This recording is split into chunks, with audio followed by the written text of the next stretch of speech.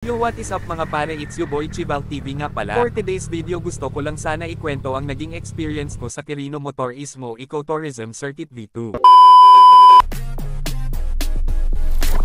Alam nyo ba mga pare, hindi na dapat sana ako makakatakbo dahil sa nangyari sa motor ko na si Toothless. Kasi alas 10 na ng gabi ako nakarating sa grid mga pare para magpa-PRI. Galing pa kasi ako Lagawe, Ifugao mga pare. Nung i-check na nila yung motor, grabe tagas ng langis ni Toothless mga pare. Oh, ginusto mo yan eh. Kaya hindi ako pinayagan tumakbo, bigla akong nalungkot.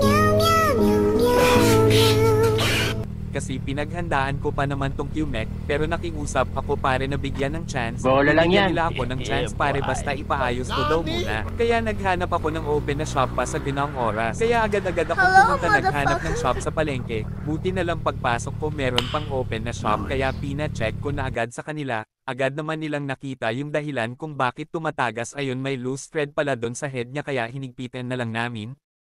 Oh my God! Wow! Nice. Ayun tinest drive naman nila, okay naman na kaya pina-check ko na lahat baka kung ano pang may sira, para sigurado na, alauna na ng madaling araw nung natapos kong ipaayos kaya bumalik na ako sa grid kaya pina-check ko ulit, ayun pinayagan tayong tumakbo kaya lang last take off tayo, grabe wala na akong tulog alas 3 pa naman yung take off. Kaya umidlip muna ako. 2 hours later. Kung natapos na ang trip, nagsimula na kami, grabe sobrang excited ko.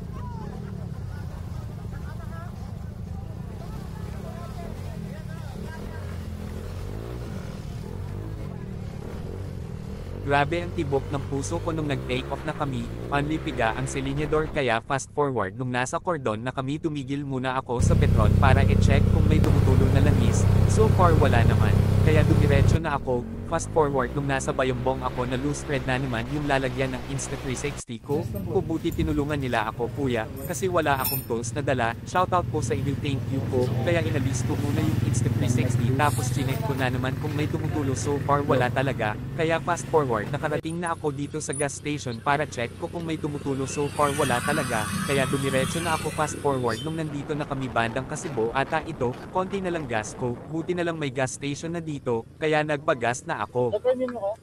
Premium. Ano? 100. Nik. Aduda pa, tinaudi nga eh. Aduda pa sir. Aduda pa. Adu pa. Okay sir. Pagkatapos nagpagas dumiretso na ako, sa hindi kalayuan tumigil muna ako para e-check kung may tumutulo na langis, buti naman wala talaga.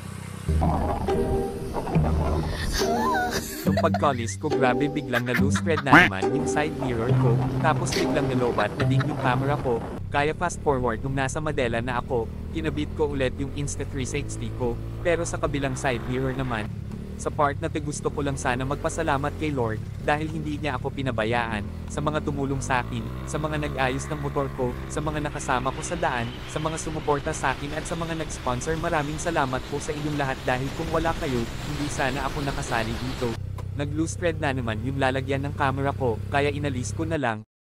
Kaya hindi ako masyadong naka-record, kaya nagpatuloy na lang ako hanggang maka-finish ako.